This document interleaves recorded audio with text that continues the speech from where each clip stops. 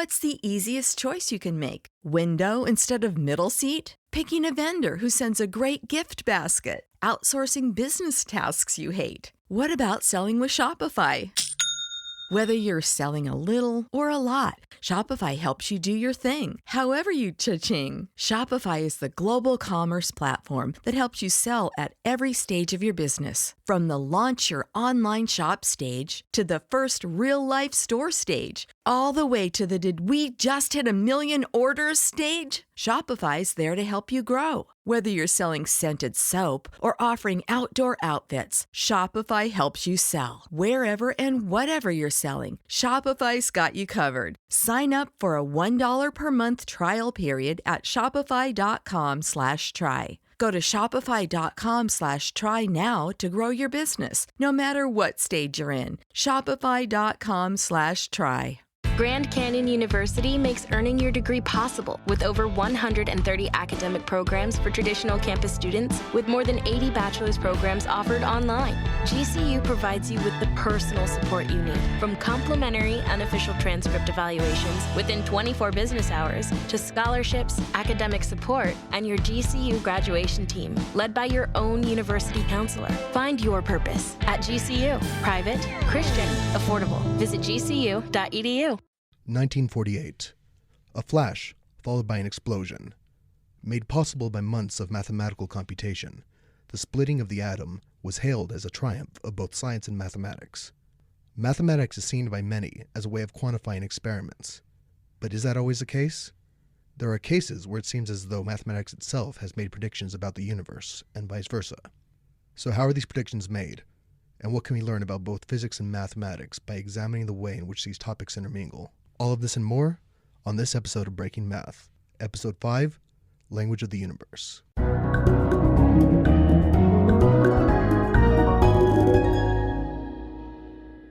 I'm Jonathan Baca. And I'm Gabriel Hesch. And with us we have Charlie Shipley, freelance journalist. Amy Lynn, mathematics teacher. And we have a new guest on this week. Can you introduce yourself? Hi, I'm Dr. Leandra Boucheron. I am a lecturer in physics here at the University of New Mexico.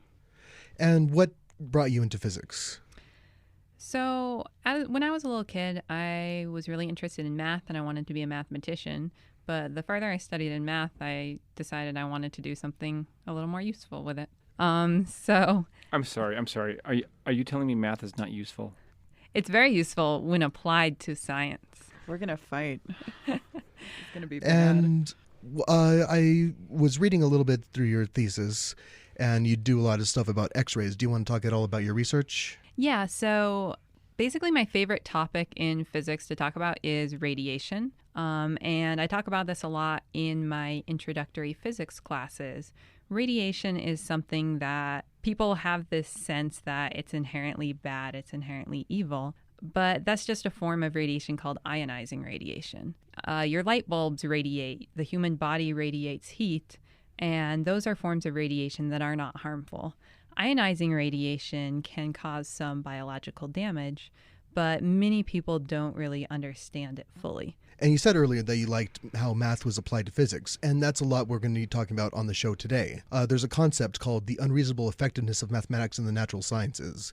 Gabriel, do you want to kind of talk about what that is? Yes, absolutely. In fact, as you said earlier, Gabriel, there's a title. Excuse me, I don't mean to interrupt you, but before we go any further, it sounds like you're saying to me, as my understanding has always been incorrect, apparently, that math and physics are not one and the same. They're not two sides of the same coin. Is that correct? That's actually, I'm really glad you brought that up, because there's several ways that I could address that question. No, of course, you have a mathematics department at UNM, you've got a physics department at UNM, and if you ask any pure mathematician, they'd vehemently say absolutely not.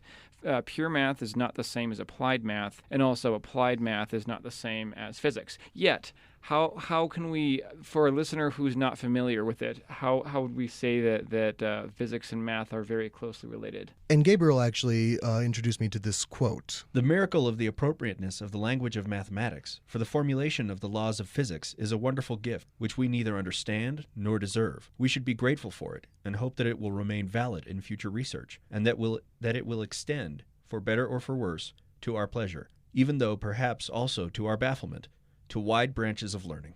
So the quote you just read reminds me of another quote from Galileo, who said, "The great book of nature is written in mathematical symbols."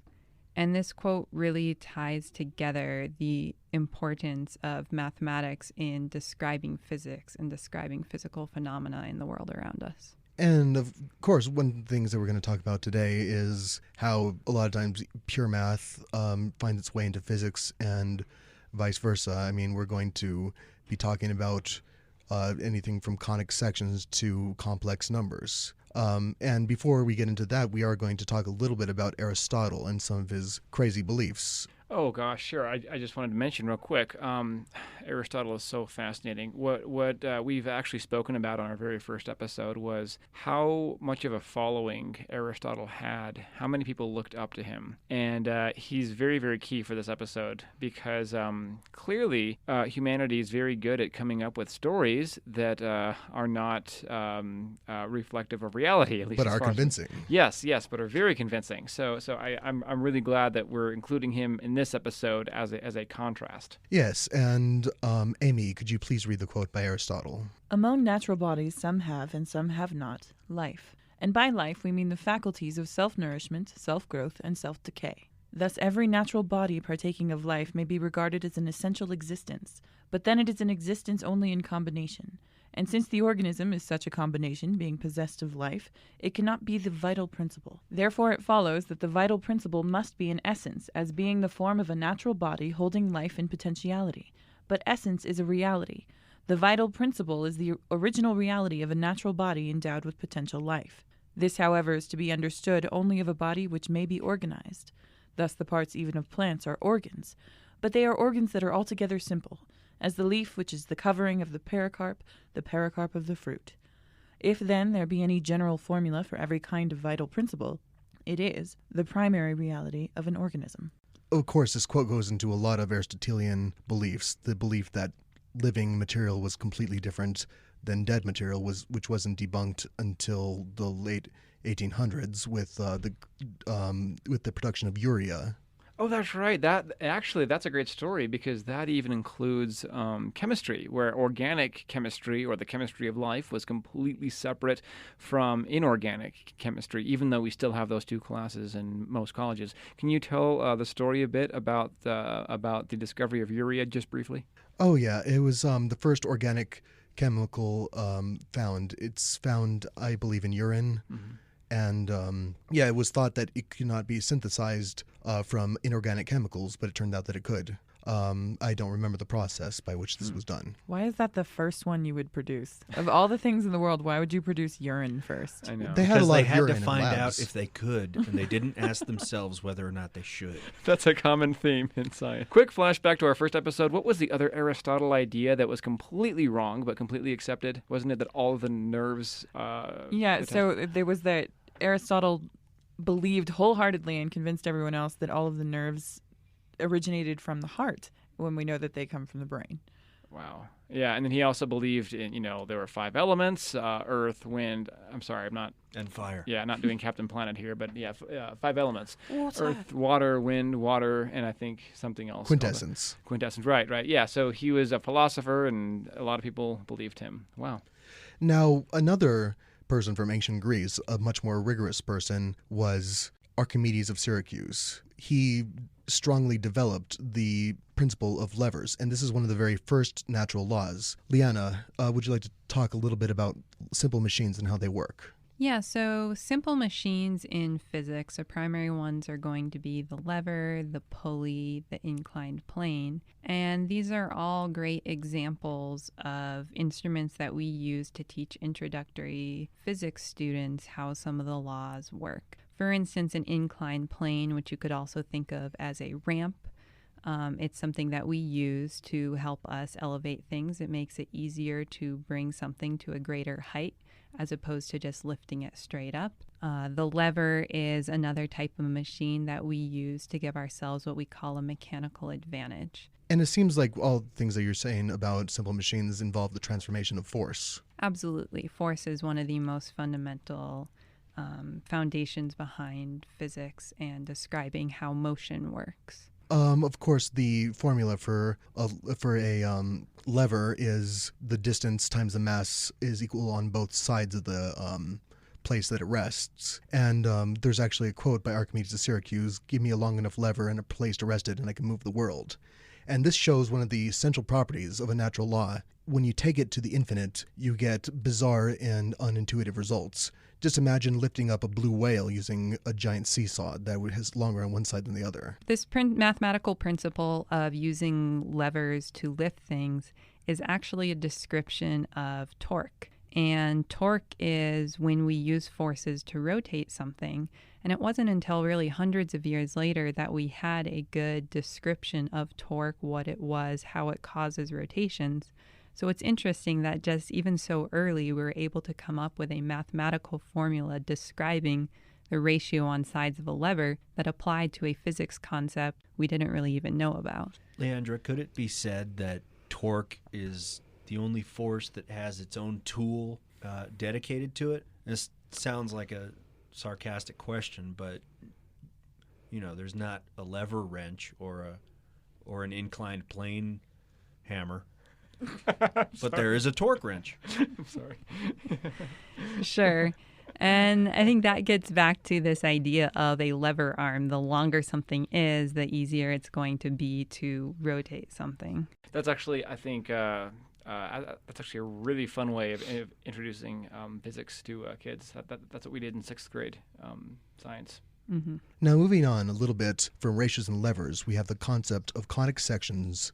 Imagine a cone. If you slice it across, you'll get a circle. But what happens when you slice it at an angle? If it's a shallow angle, you'll get an ellipse. But what happens if you slice it straight up and down? In this case, you'll get what's called a hyperbola. And if you slice it at the same angle as the cone itself, you'll get what's called a parabola. But what does this have to do with physics? Now, of course, conic sections were first described rigorously by Apollonius, which was translated by the poet Omar Khayyam, who's best known, of course, for 1001 Nights. And a familiarity that a lot of people will have with that is a flashlight or a lamp. If you shine a flashlight at the wall, you get a circle. You shine it at an angle, you get an oval. Mm-hmm. And you shine it up and down, and you get the hyperbola shape. Oh, yeah. Good call. Good call. So a lot of early physics discoveries were really driven by astronomy. Mankind has long had a fascination with looking up into the sky, looking at the stars, looking at the planets, and asking the question, why do they move? Why do they behave the way that they do? And this is a really great adaptation of conic sections. So one thing that that builds on a little bit what you're saying is that planets don't move like stars. Stars move around the North Pole. They go in circles. But stars seem to move back and forth. They'll squiggle across the sky. And this is why it took so long for people to figure out. Now, before we continue, Amy, have you taught conic sections? To some extent. For the most part, in high school, we talk about parabolas. That's generally as far as we get. We don't generally get to hyperbolas or even ellipses. And circles are difficult because they don't technically define a function. And in Algebra 2 especially, we mostly stick to functions. But especially in high school physics, we talk about parabolas a lot. That if you imagine throwing an object, its path through the air is a parabola. And so finding that peak where it stops moving for just a moment vertically in space, that is an important piece in physics, and that's something that we can calculate algebraically, and which I make them do, and they hate it because it's word problems. One thing that you said is that objects, when you throw them through the air, trace the path of a parabola, correct? Yes. However, one interesting thing about that is that it's only an approximation, correct? It's not going to be a perfect parabola. Right, we can't account for, There's air. going to be forces acting on it that right. would... If you account for the surface of the Earth, it traces out a very, very long ellipse. Isn't an ellipse, an infinite ellipse, basically a parabola? Essentially. But if you cut off a side of the ellipse, you get a section of a parabola. So all planets move around a star in the shape of an ellipse. And this shape is also taken by other astronomical objects such as comets. So comets have very, very large what we call eccentricity, which means that the ellipse is very, very stretched out. So even if a comet only comes around once every 150 years, it's still moving in the shape of an ellipse. Just the sun is very, very close to the edge of one of that ellipses. So before we talk about Kepler, it'd be criminal to talk about Kepler without first mentioning his boss, who was a guy named Tycho Brahe. So Tycho Brahe was interesting astronomer, physicist. He actually lost his nose in a duel. Oh, it wasn't about a formula? Yes, over a math formula. So I guess in some sense he was like a modern day Tyrion Lannister. So he lost his nose. He had a pet moose from many accounts, as well as a prognosticating dwarf. What is a prognosticating dwarf? A fortune-telling dwarf. He could see the future, according to some accounts of Tycho Brahe. But so Tycho took very, very accurate measurements of the stars. And in his day, the idea of the sun being at the center of the solar system was not well accepted. Tycho took accurate enough measurements that he actually could tell that the planets orbited around the sun, but religiously, he couldn't make this claim. He had his own model of the universe, which was called the geoheliocentric model. So in his model, all of the planets went around the sun, but the sun still went around the Earth. And he held this belief for many years. He took Kepler under his purview as a student, and it wasn't until Tycho Brahe passed away at a dinner, actually, where he was entertaining some royalty. He had a very full bladder, and it was considered rude to get up, so he continued sitting, and his bladder burst. He later died from an infection as the result of this incident. So he had a glamorous death. Oh, yes, very. At the hands of his prognosticating dwarf. I think I would have just peed myself. It wasn't until after his death that Kepler was able to really get his hands on the data and formulate his laws and really bring mankind through to the full heliocentric model. That's extremely interesting. His measurement, as I recall, you mentioned Kepler a little bit, and one interesting thing about Kepler is that in trying to find the shape that the planets went around the sun in, he tried everything before ellipses, basically. He tried heart shapes, he tried like rounded star shapes, and he just tried the ellipse out of frustration, apparently, because that's a lot of calculation to do. I mean, Tycho, like you said, had such amazing instruments that, I mean, he had to be able to buy them with his extreme wealth. He owned about 10% of the wealth in the country at the time. My question is, did the dwarf inherit that massive wealth after Tycho Brahe passed away? Did he? I couldn't tell you. History leaves out the knowledge of Tycho Brahe's dwarf. Tycho Brahe's dwarf is my punk band, officially. Now, the Kepler's laws, of course, are governing planetary motion, and these are empirical laws, meaning that they are laws generated from massive amounts of data instead of from a philosophical concept. It's, of course, a gradient. Kepler's laws are that all planets orbit in ellipses, that the arm that goes from the sun to the planet sweeps out an equal area in an equal amount of time, and that the semi-major axis's cube is proportional to the square of the period of rotation. And using these, people like Newton were able to develop things like calculus. Have these concepts carried into mathematical tools and things like that? Like, would it be fair to say that a compass operates in an ellipsis or a parabola? So one of the primary examples we use in high school to explain why, like, and I believe it's a paraboloid, correct me if I'm wrong, that a dish, like a radio dish or the DirecTV dish, anything that is dish-shaped is a parabolic shape. And then that receiver, the transmitter, it goes to a point which is called a directrix. And so that is something that is a direct application of something we do in real life that is parabolic. It also extends into literature. In H.G. Wells' novel, The War of the Worlds, the tripods operated with parabolic mirrors, and that's how they generated their heat ray. So I find it interesting that, so Kepler, you said that is very, he had lots of data and had how did you put it? Empirical laws? Empirical, yes. So Kepler's approach was empirical, meaning that he had lots and lots of data, and then he made a conclusion, drew a conclusion from that data. That is very much my perception of the physicist approach, or like the engineering approach, whereas mathematicians are like, but what's the formula? Like, what's the, the law? And so I find it interesting when sometimes it is the math is preceded by the science, that we then search for that beauty, that perfect proof once we know that it's real. And we have a wonderful example of that in Fourier sequences. There are times when physics teaches us about mathematics. Joseph Fourier was a 19th century mathematician who was studying how heat is distributed on a circular ring. The math itself is too involved to go into, but the gist of it is this. Any periodic function, meaning a function that repeats itself, can be represented as an infinite sum of sines and cosines. To put it another way, any sound that repeats can be recreated with an infinite amount of tuning forks and approximated with many. Now, Fourier sequences obviously come up a little bit when you're talking about planetary orbits. You have what's called cycles and epicycles. That's when you try to trace out the path of a star, of a planet going across the sky. But Fourier was the person who really put this into mathematical terms, but it was not accepted by everybody, especially not the Academy, for many, many years. And the reason why is this. You can have a function that jumps, meaning that it goes from one point to another in no time at all, made by continuous functions. And we're going to play a quick sound example of that. We're going to create a buzzing sound using only pure tones.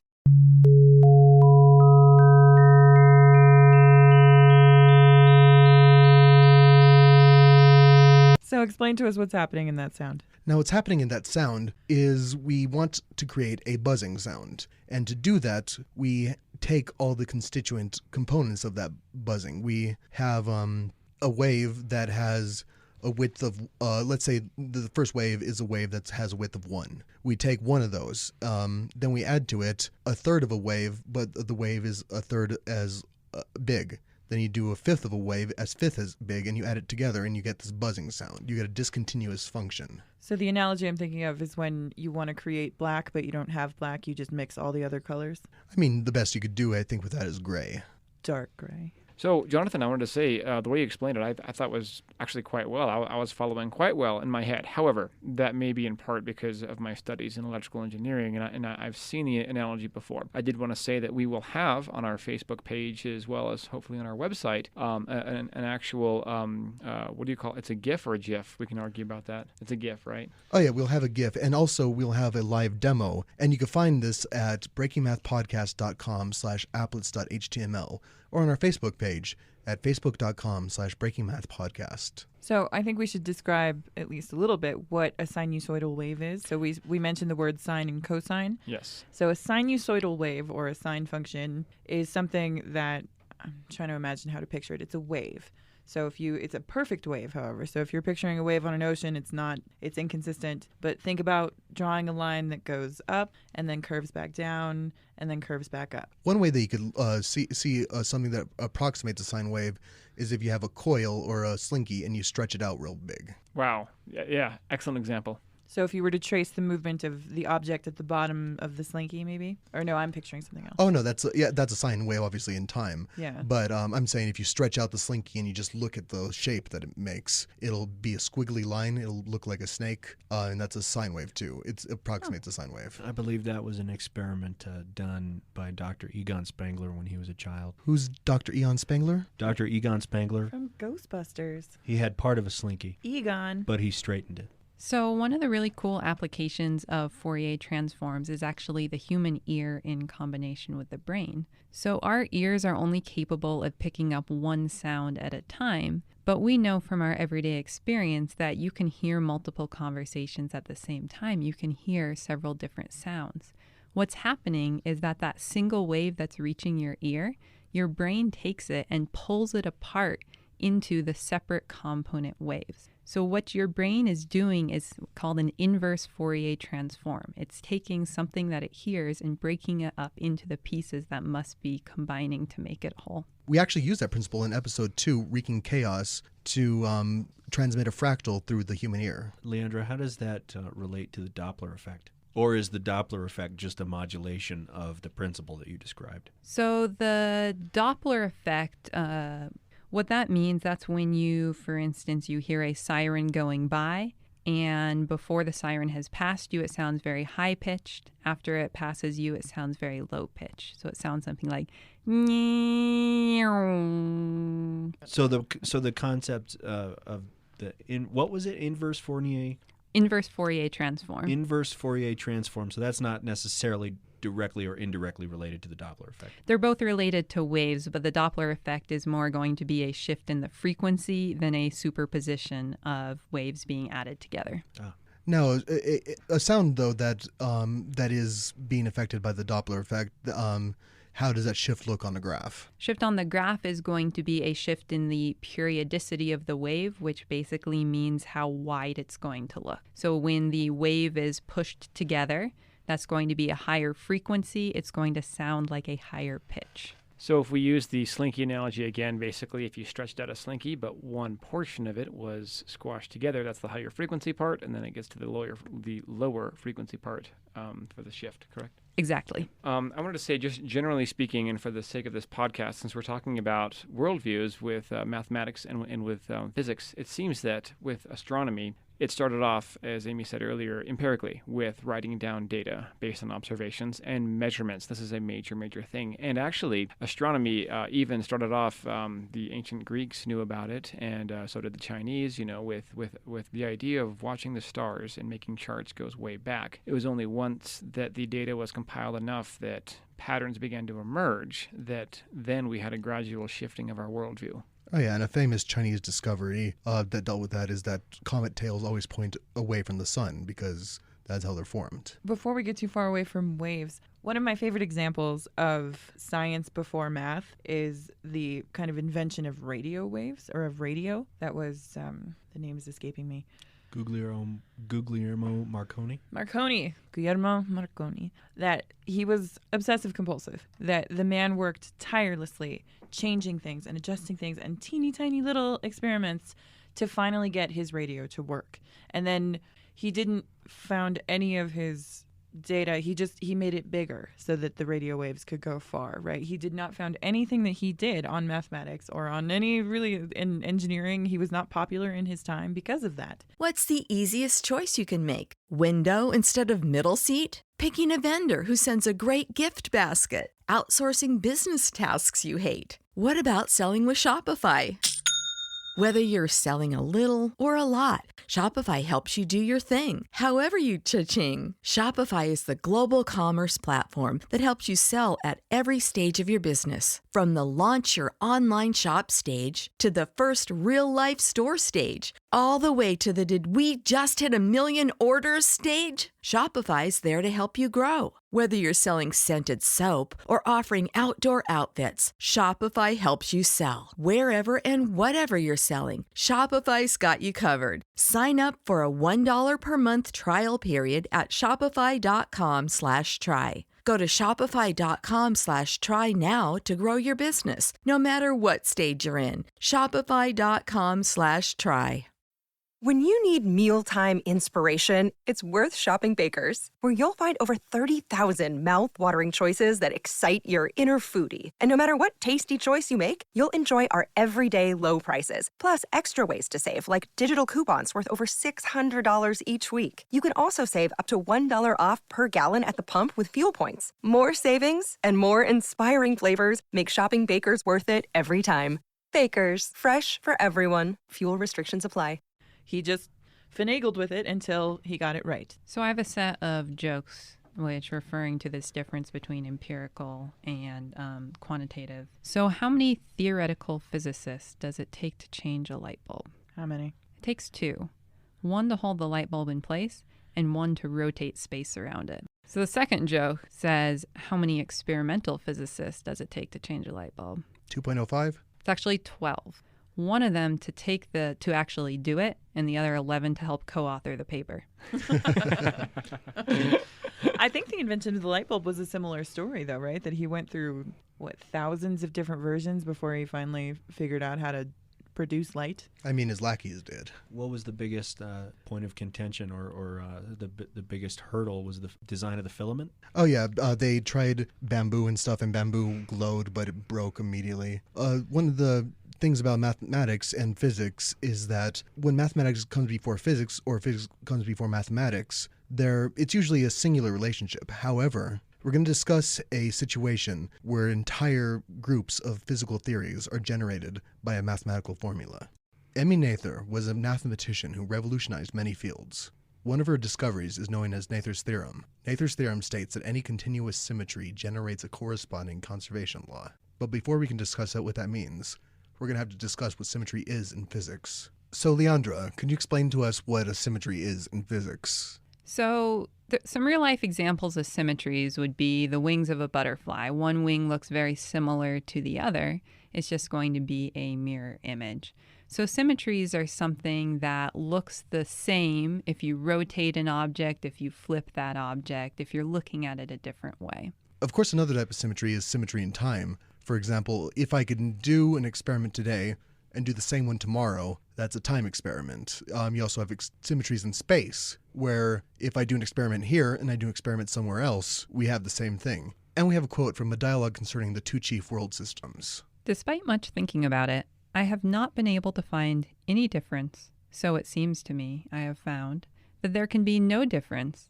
Hence, I think it vain to seek one further. For consider, motion, insofar as it is and acts as motion, to that extent exists relatively to things that lack it. And among things which all share equally in any motion, it does not act, as if it did not exist. Thus, the goods with which a ship is laden, leaving Venice, pass by Corfu, by Crete, by Cyprus, and go to Aleppo. Venice, Corfu, Crete, etc., stand still and do not move with the ship, but as to the sacks, boxes, and bundles with which the boat is laden, and with respect to the ship itself, the motion from Venice to Syria is as nothing, and in no way alters their relation among themselves. This is so because it is common to all of them, and all share equally in it. If, from the cargo in the ship, a sack were shifted from a chest 1 single inch, this alone would be more of a movement for it than the 2,000-mile journey made by all of them together. Now, what Noether's theory is that if you have a continuous symmetry, like a symmetry in time or like a symmetry in space, like Galileo just described, you have a corresponding conservation law. Now, Gabriel, when have you dealt with conservation laws in engineering? I think this actually is one that's addressed for almost any field in science. Conservation of matter, conservation of energy. With conservation of matter, now, again, as an engineer, I actually think of it more of when I taught it, because then I had the concept right in front of me. Conservation of matter, of course, is you cannot create nor destroy matter. You can only change its state, from a gas to a solid to a liquid. Those are 3 of the states of matter. Conservation of energy is similar. You cannot create nor destroy energy. You can only transfer it. The really exciting part, the really exciting idea introduced by Einstein, which we will get to, is that you can turn matter into pure energy and vice versa. But we'll get to that later on. Can you conserve force? No, there is no principle of conservation of force. And what's interesting about Noether's theorem is that it's dependent on the system involved.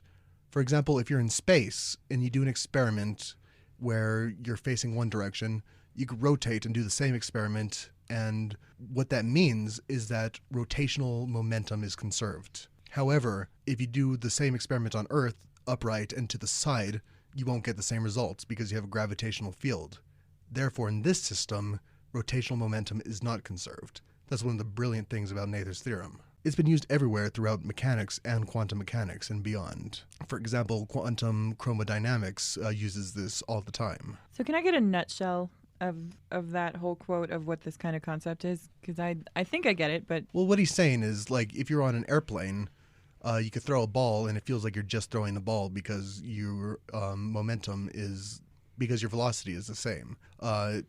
It doesn't feel like... You can't tell what speed you're going in a car. It's a Galilean relativity, which is a type of symmetry. Well, it's not a type of symmetry, but it's dependent on symmetries. So it's kind of like we're throttling through space in this exact moment on Earth, but because we're so small and Earth is so big, we don't notice that movement? Almost the same thing, because on Earth, of course, we have the centrifugal force of us going around the sun, or centripetal. I mean, I guess we experience it as centrifugal because we are in our coordinate system. It was very deep, Amy. So another great example of this Galilean relativity of motion would be to ask this question. So a hawk is flying horizontally and it drops a mouse. What shape does the motion of the mouse take? Why? It's a straight line, obviously. I know. Yes, That was Amy? a terrible It's physics a joke. parabola. So this question depends who you ask. If you ask an observer who's standing on the ground, they'd say the mouse makes a parabola. But if you ask the hawk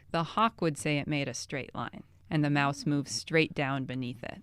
We were both right, Amy. And it's a matter of the hawk's perspective, right? Yes. So that's the principle behind Galilean relativity, is that things can look different depending on your reference frame, but still describe the same motion. So to recap Noether's theorem, what it is that when you have a symmetry, it generates a corresponding conservation law. So when you have a symmetry in time, meaning that I could do the same experiment today and tomorrow and get the same result, you have conservation of energy. If I could do the same experiment at one angle and another angle, it means that there's conservation of rotational momentum. And when I could do an experiment here and 5 meters to my right and get the same result, that means that momentum is conserved. You know, when you first introduced the idea of Noether's theorem, I actually was quite fascinated by it.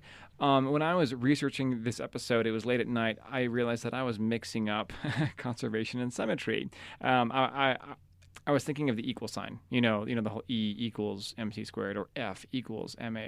But no, that's not quite what symmetry is. But what Noether's theorem suggests, as you just said, is they are intricately related. They are weaved together, which is really, really cool. Is that right?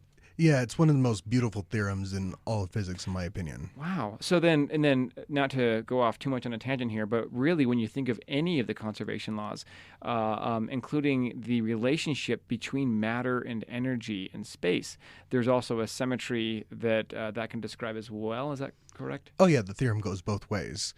And what's beautiful about the theorem is that if you find any symmetry in physics, including in new fields, there's already a corresponding physical law. Wow. Again, I don't want to confuse the two because conservation is not symmetry. But Conservation is not symmetry. However, all symmetries have conservation laws. So if we're doing new physics and we find even physics like quantum chromodynamics or something bizarre like that, when you find a symmetry, you know that something is conserved.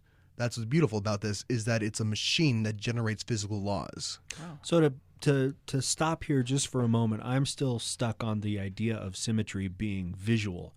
But what you're saying is that not only is it visual, as in, the concept of the butterfly, but it's also a condition of momentum, of movement, of forces, of... Let's say you're ordering breakfast and I give you 2 pieces of bacon instead of 1. If you're just as happy with that breakfast, there's a symmetry involved. I'm going to eat more than 2 pieces of bacon. All right, fine. I'm I'll give just you saying 5 that right pieces now. of bacon.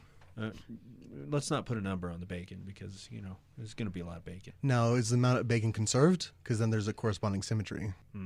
So I can't eat 5 pieces of bacon and have less than 5 pieces of bacon of energy in my body, is what you're saying. There has to be a symmetry between the bacon consumed and the energy that I derive from the bacon. What you're saying is true if the same amount of bacon today and tomorrow will feed you the same amount. Oh, and I'm sorry, it would be the energy of the bacon is conserved, not the symmetry. That's where there's... However, the symmetry there is that today he eats 5 pieces of bacon and feels full. Tomorrow he eats 5 pieces of bacon and feels full. He gets the same amount of energy today and tomorrow from the bacon. So then we have there's symmetry and the conservation law. Okay, cool. Yes, and the conservation of the energy from the bacon. Yes, the energy in the bacon is conserved when it is in your belly. See, and as a mathematician, I just want to see the formulas because y'all talking about bacon. I just want to see the bacon. Right, well, there's that too. That's the difference between Let's just get right down to it and have some bacon. Okay, now again, speaking of conservation laws and symmetry in the universe, there's another fascinating thing from a physics standpoint, and I don't know what the mathematical relevance of this would be, but breaking symmetry. Oh, yeah. Leandra, can you explain to us breaking symmetry, an example of that? Sure. And a good example would be you're walking into a fancy banquet dinner. And you sit down at the table and the places have all been set in front of you. So you have your plates, you have your forks, your knives, and you have your cups. And in front of you, there's 2 cups, one to the left and one to the right. And you don't know which is your glass. If you're the first person sitting down at that table, You can choose either one you want. But if you're not the first person sitting down at the table, if you take a glass from the other side, someone at the table is going to be left without a glass, and someone at the table is going to have two. So the first person at the table is breaking the symmetry. They're choosing, I'm going to take the glass on the right, and they're, in essence, choosing for everyone else at the table that they also have to take the glass on their right. That's really interesting, because I know that one example of symmetry breaking is in the distribution of matter itself, a consequence of this. We had the Big Bang. It started at a point. For some reason, we have things like chairs and stuff. The universe isn't just a giant cloud of gas.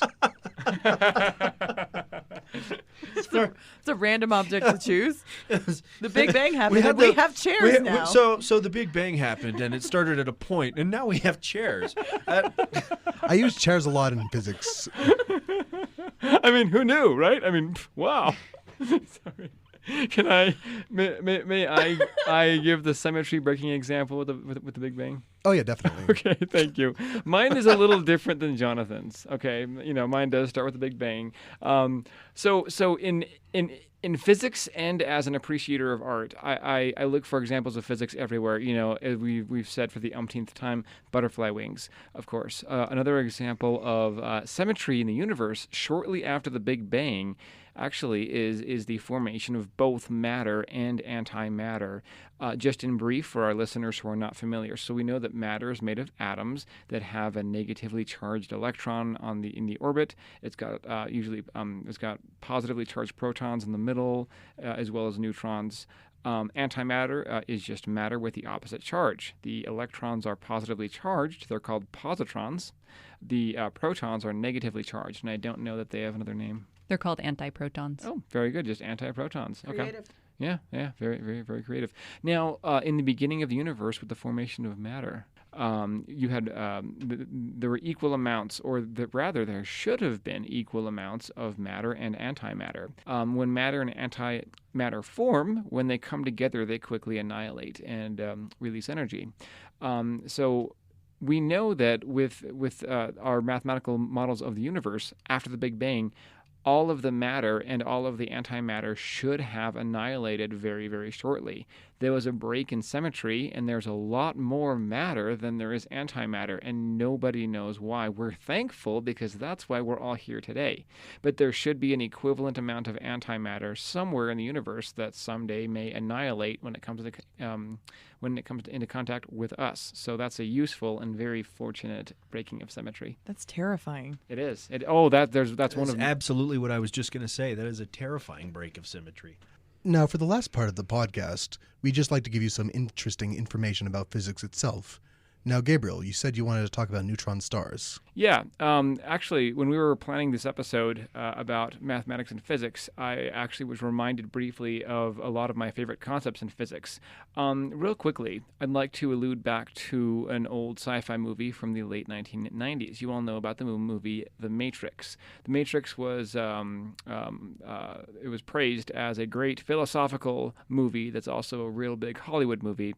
There's a scene in the movie where there's a woman named Trinity, and she is talking to the character played by Keanu Reeves. And in this scene, Trinity is talking to Keanu Reeves about a question that continually gnaws at him. And she basically says, it's the question that drives us. It's like a splinter in your mind. Very much in the physical sciences, very much in physics, there are these unanswered questions that just gnaw at us, that just gnaw at me, and I'm driven to find an answer to them. And there's a couple of questions involving specifically neutron stars and black holes that I have no answer to, that continuously drive me. Now, real quickly, so if I can give the history of, or if I can give a quick description of both neutron stars and then their relationship to black holes, hopefully that may convey why I'm so fascinated by them. Please do. Okay. So for those of us who have taken a basic astronomy class in college, or if we've watched enough of the Science Channel, we should know the basic life cycle of a star. When you've got a star, after many, many years, it will run out of fuel and it'll stop burning. A star of the size of, say, our sun, when it stops burning, it will collapse into a smaller version of itself because it still has all the gravity. It just doesn't have the energy. So it's got these It's got some compact atoms of helium and hydrogen, probably mostly hydrogen, and it makes what's called a white dwarf. Well, there's a lot of gravity. We know from elementary school science that the bigger an object is, the more gravity it has. We know that if you were to be on Jupiter, the gravity would be much greater than it is on Earth. Same with the sun. So we all know from elementary school that the more massive an object is, the more gravity. Now, that's distinct from size. That's as much stuff that's compact in a given space. That's very important for this entire story. So our sun, that's a lot of stuff. And a white dwarf is all of the mass of the sun that's compact into a much smaller volume. But it has the same gravity that the sun had. Now, before I go further and describe what a neutron star is, I'm wondering if we can discuss the basic model of an atom. Sure. So an atom consists of a very small nucleus, which contains all of the positive protons as well as the neutral neutrons. And we have the negatively charged electrons orbiting about the center of the atom. In between, there's actually nothing. So what feels like solid matter is mostly made up of empty space. It's just when you get down on that level, the interactions between those charges are so strong that you push on a table, the electrons in your hand repel the electrons in the atoms of the table, and it feels as if it's a solid. Okay.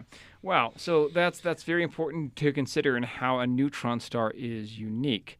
Now, with a white dwarf, as I was talking about earlier, basically all of the hydrogen atoms and the other atoms of helium and other constituent particles are compact together. With a neutron star, there's so much mass and such a little volume that the gravity pulls the electrons into the nuclei of the atoms all together, just smashes them together. So all you have are neutrons. A neutron star does not have the space between the nucleus and the electron cloud. It's nothing but a big clump of neutrons. The density of neutron stars, let's talk about a few of the elements of the density. So it's all the mass of several suns squashed together into the size of about Manhattan. Now, one of the interesting things about neutron stars is that they're so dense that a teaspoon of a neutron star would weigh as much as the Empire State Building. And the reason why this gravitational collapse does not collapse further is because of the Pauli exclusion principle. What this states is that two neutrons cannot occupy the same quantum state, and that actually creates pressure. Here's what I like about the math behind neutron stars. As Jonathan brought up, the saving element of neutron stars, what they can't break through, has to deal with the Pauli exclusion principle. That means that there is a limit to the damage, to the gravity that a neutron star will experience. I was happy about that until I read about even more massive objects dying. Jonathan, you want to take us there? Sure. If you pass what's called the Chandrasekhar limit, which I think is roughly a little more than 3 suns worth, it might be 8, a massive enough object, several times the weight of our own sun, what you get is a force so great that it even overcomes the Pauli exclusion principle. This is an unbelievable amount of gravity. And when that happens, you have what's called a black hole. Black holes are exotic objects. They have the property, for example, that if you dropped a clock into it, the clock would seem to slow down and then stop as it reached the surface of the black hole. But the clock would see the universe racing past it. Like in the opening of the Twilight Zone. As another size comparison, while the Earth itself would never spontaneously form a black hole, if you were able to compress the entire mass of the Earth down into 1 millimeter size, you would also get a black hole. And yeah, black holes can be made theoretically out of any size, and they're amazing objects. It's incredible to me that there's basically these pockmarks in the universe that are essentially, please correct me if I'm wrong, endless voids. That's pretty much what they are. One way to kind of think about a black hole, the way that I enjoy thinking about a black hole, is stretching the fabric of space-time just continuously, just keeps falling in. It's not totally mathematically accurate, but no mathematical model is. I mean, is it like inverted mass, that it's so dense that it's like collapsed on itself? So the way I like to think about the universe is, you know those coin funnels where you stick a coin into the top and it spins around until it goes into the bottom? Yeah. So the universe is like a set of these. So every mass, every planet, every moon, every star is basically one of these coin funnels. And the bigger the mass, the deeper it gets. So a black hole is a coin funnel that is so deep, it's ripped into this fabric of space-time. But that's where the scariness comes, because it's like the grand question is, well, then what? You know? So the answer to that is, most coin funnels, for instance, the Earth, you could reach in and you could pick up the coin and take it out. Right. A black hole is one where you could never reach into it. The escape velocity, which means how fast you have to be going to get away from it, is faster than the speed of light. Just that concept can keep me awake at night. That black holes that you can never reach into and get the coin. That I want there to be a limit. I want there to be something that they can't. I don't know. Am I alone here? Am I the only one who's creeped out by black holes? Oh no, it's terrifying. We've explored everything from the unreasonable effectiveness of mathematics and the natural sciences, Aristotle's misguided theories, conic sections and gravity, Fourier sequences, symmetries, and even some theoretical physics. We will only learn more about our world as mathematics is further refined, and we will learn more about the Platonic ideal of math as more physics is discovered. One thing seems certain, however. Physics and math will be indefinitely intertwined. I'm Jonathan. And I'm Gabriel. And this has been Breaking Math. Join us on Breaking Math. Charlie, do you have anything you'd like to plug? No. Amy, anything that you'd like to plug? No, I don't have anything nice to say, so I'm not going to say anything at all. And Leandra, anything that you would like to plug? You should consider being a physics major. And of course, you could find our website at breakingmathpodcast.com, or you can find us on Facebook at Breaking Math Podcast. Breaking Math Podcast is made possible by KUNM. Grand Canyon University's RN to BSN online degree program makes earning your bachelor's in nursing possible. Balance online coursework with local in-person clinicals to position yourself for potential leadership opportunities in the time you have from wherever you are, leaving room for what matters. Achieve your goals with your personalized plan and team behind you. Find your purpose at Grand Canyon University. Visit gcu.edu. Studios.